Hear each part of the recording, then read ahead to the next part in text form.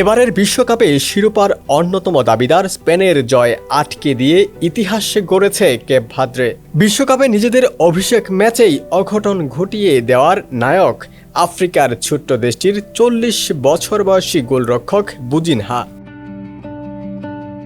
আটলান্টায় স্পেনের আক্রমণ ভাগকে একাই রুখে দেন ৪০ বছর বয়সী এই বুড়ো গোলরক্ষক। আটলান্টায় ম্যাচ জুড়ে একের পর এক আক্রমণ চালিয়েছে ইউরোপীয় ফুটবলে পরাশক্তি স্পেন, কিন্তু প্রতিবারই প্রাচীর হয়ে দাঁড়ান কেপ ভাদ্রের অভিজ্ঞ এই গোলরক্ষক।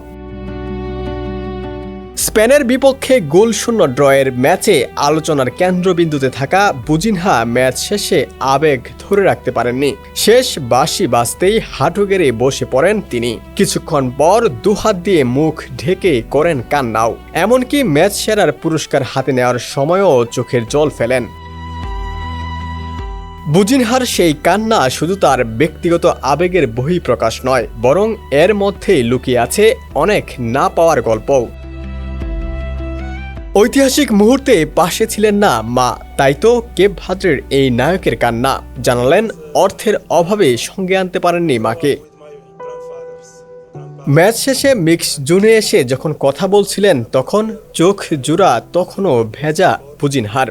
আবেগ কণ্ঠে তিনি বলেন, ম্যাচের পর আমি নিজেকে ধরে রাখতে পারিনি, কেঁদে ফেলেছিলাম। ছোটবেলায় আমি দাদা দাদির কাছে বড় হয়েছি, কিন্তু আজকের এই ঐতিহাসিক দিনে তারা আমার পাশে নেই। কয়েক বছর আগে তারা মারা গেছেন, আর আমার মাও এখানে আসতে পারেনি। মার্কিন ভিসার জটিলতা এবং এর পেছনে যে অর্থের প্রয়োজন ছিল তা জোগাড় করা আমার পক্ষে সম্ভব ছিল না। মাঠে কেপ ভাদ্রের এই বুড়ো দেয়ালের বীরত্ব আর ম্যাচ শেষে তার এই কান্না ছুঁয়ে গেছে পুরো ফুটবল বিশ্বকে।